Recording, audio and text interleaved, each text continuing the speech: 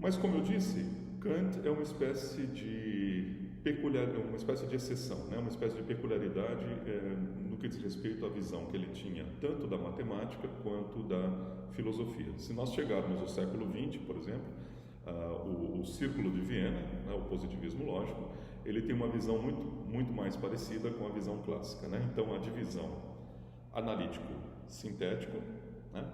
Do lado das verdades analíticas estão as verdades lógicas, né? Ou então verdades verdades em virtude do significado, que no fundo são a mesma coisa para o empirismo lógico, né? Verdades em virtude do significado e verdades lógicas são aproximadamente a mesma coisa, né? E do outro lado você tem as verdades sintéticas, que são aquelas verdades empíricas a respeito do mundo, né? Da mesma forma, o binômio necessário contingente, ele corta as verdades exatamente faz o mesmo corte, né? Do lado das verdades necessárias você tem a lógica, do lado das verdades contingentes você tem a totalidade das ciências empíricas, né? E a metafísica clássica, né, para o positivismo lógico não está nem de um lado nem de outro, porque a metafísica clássica é um conjunto de proposições que na verdade não fazem sentido, não tem sentido, né? Ter sentido para o positivismo lógico significa ser capaz de ser verificado ou refutado pela experiência empírica, né? A única coisa que não tem sentido, mas está no binômio necessário contingente, é a própria lógica para o positivismo lógico, né? E o binômio a priori e a posteriori corta também exatamente faz o mesmo corte, né? Do lado a priori nós temos a lógica e do lado a posteriori nós temos o restante das ciências empíricas. E a matemática, para o positivismo lógico, no século XX, a matemática é, no fundo, uma forma de lógica. A matemática é redutível à lógica, né? Então, no fundo, para o positivismo lógico, no século XX, nós temos, de um lado, a lógica como sendo o conjunto de proposições necessárias, analíticas e que a gente pode conhecer a priori, e do outro lado, o restante das ciências empíricas, né? Tudo que se faz em física, química, biologia, psicologia, sociologia e assim por diante está do outro lado nos três binômios, né?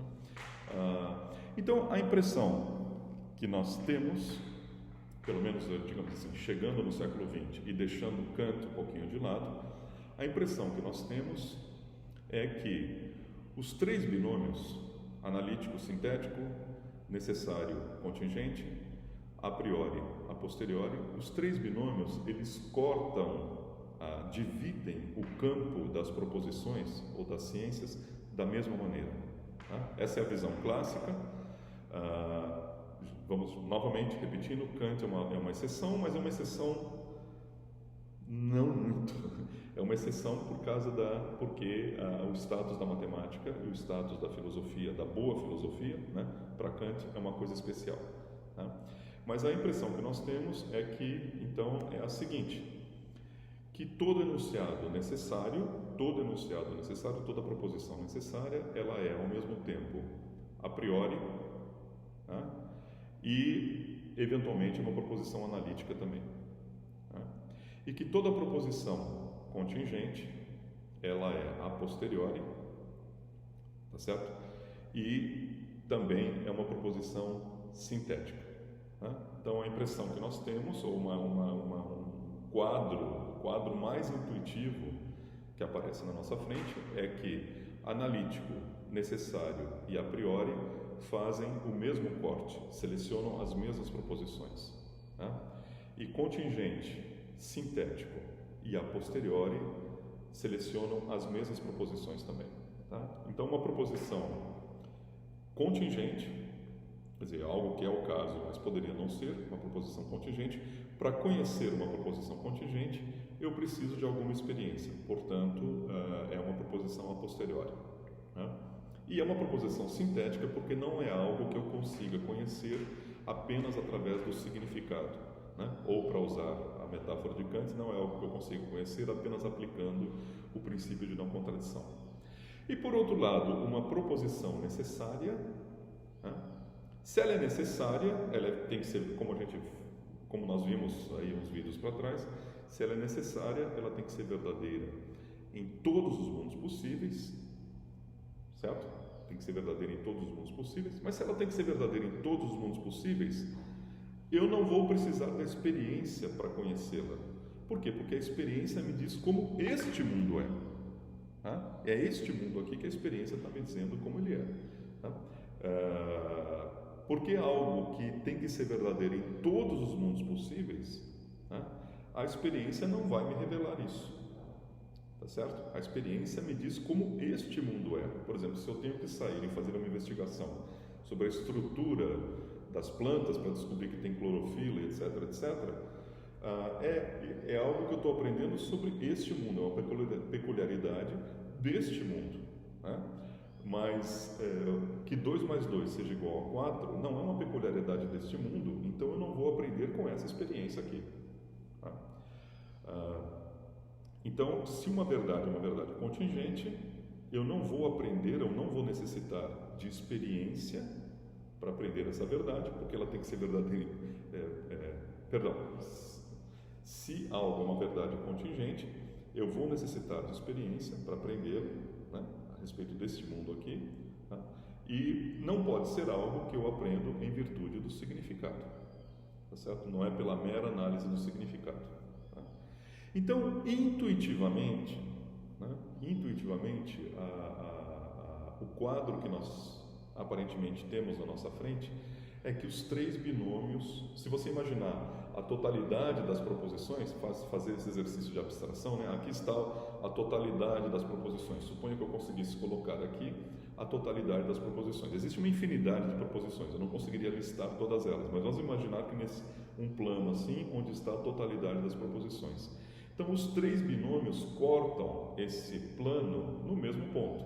Eles falam, aqui está aquilo que é necessário, portanto analítico, portanto que é conhecível a priori, e aqui está aquilo que é contingente, né? Portanto sintético, portanto que é conhecível apenas a posteriori. Né? Esse é o quadro intuitivo que nós temos à nossa frente. É assim, por exemplo, que grandes filósofos do século XX pensaram, como Wittgenstein, por exemplo, como Bertrand Russell, né? Como vários outros, como o positivismo lógico pensou. Que os 3 binômios, no fundo, embora digam respeito a coisas distintas, quer dizer, necessário, contingente, diz respeito a ser verdadeiro em todo mundo possível ou ser falso em alguns mundos possíveis. A priori e a posteriori diz respeito às condições do conhecimento. A priori diz respeito a priori e a posteriori diz respeito ao que é necessário para conhecer. Então, uma coisa é verdade em que mundos possíveis algo é verdadeiro, outra coisa é o que é necessário para conhecer, né? E outra coisa é se está envolvido significado ou apenas análise, ou se algo mais é envolvido na justificativa ou no conhecimento. Embora esses 3 binômios, a visão clássica que chegou até nós no século XX, então, embora esses 3 binômios pareçam dizer respeito a coisas distintas, a propriedades distintas das proposições, os 3 binômios cortam o campo ou o universo das proposições no mesmo ponto, né? Ou dividem de maneira igual, os três binômios dividem de maneira igual o campo do conhecimento segundo a mesma fronteira. Né? Como se a gente tivesse que dividir um território, né, em 2 metades, né? E nós temos 3 critérios diferentes de divisão, tá certo? Só que os 3 critérios diferentes, vamos dividir o território segundo a composição química do solo, segundo a etnia dos habitantes, ou segundo o grau de escolaridade dos habitantes, tá certo? Suponha que esse pudesse ser os 3 critérios que a gente adotaria para dividir um país em 2, tá certo? Só que esses 3 critérios dividiriam o país exatamente na mesma fronteira. Os 3 critérios diferentes, né, dividiriam o país exatamente com a mesma linha, traçariam a mesma linha divisória. Né? É isso aparentemente que está na nossa frente. É isso que classicamente se pensou. Sim, até que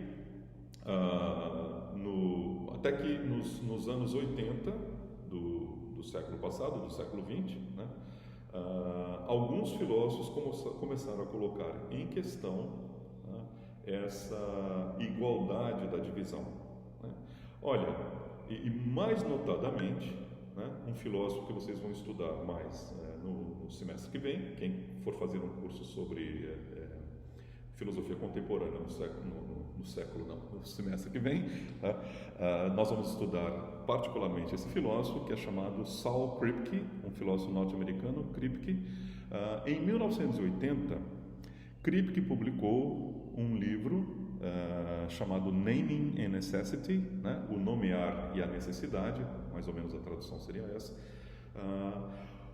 onde ele traça algumas considerações a respeito do funcionamento, quer dizer, a origem do livro de Kripke são algumas considerações a respeito da semântica e aspectos lógicos do uso de nomes próprios, né? De nomes próprios. Nomes próprios pode parecer uma coisa muito simples, né?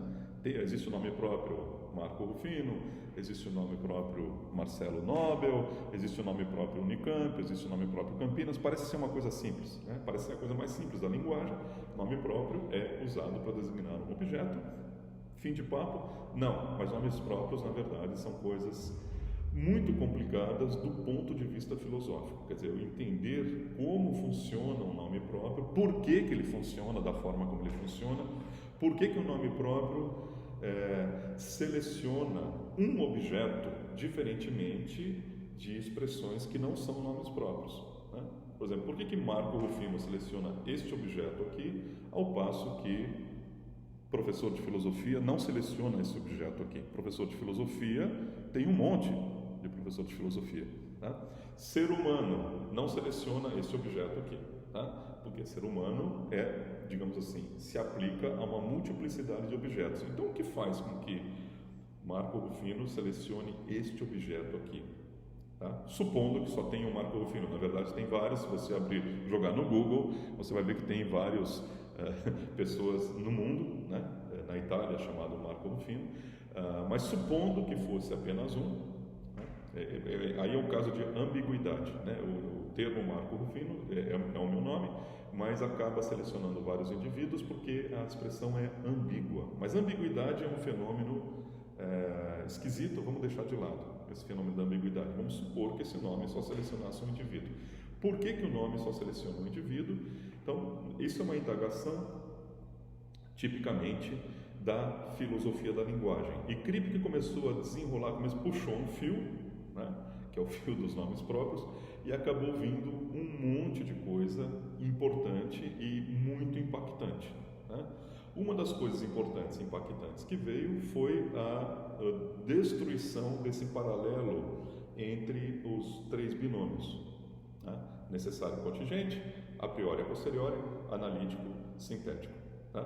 Como nós vimos, a noção intuitiva, a concepção intuitiva, diz que esses três binômios cortam o campo das verdades, né? Cortam o campo das proposições conhecíveis na mesma fronteira, né? O que a priori é conhecido, o que a priori é necessário, o que é necessário é analítico, o que é a posteriori é contingente e o que é contingente é também sintético, né?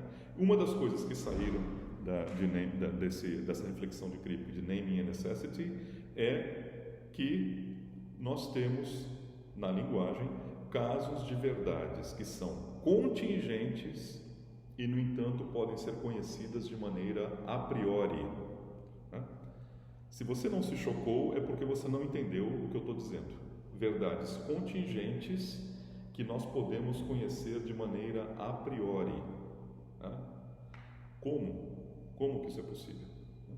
E, por outro lado, nós temos também na linguagem exemplos de verdades que são necessárias, tá? E, no entanto, que apenas podem ser conhecidas de maneira a posteriori, tá? Ou seja, há verdades necessárias que para conhecê-las a gente precisa de experiência empírica. Como que isso é possível? Não é que toda verdade necessária seja a posteriori, não é isso que Kripke disse, toda verdade necessária é a posteriori e toda verdade contingente é a priori, não é isso, tá? Os binômios, na maioria dos casos, funcionam de maneira equivalente, mas tem exceções, e essas exceções é que destroem o paralelismo do binômio. Nos próximos vídeos vamos comentar um pouquinho sobre essas exceções levantadas por Kripke.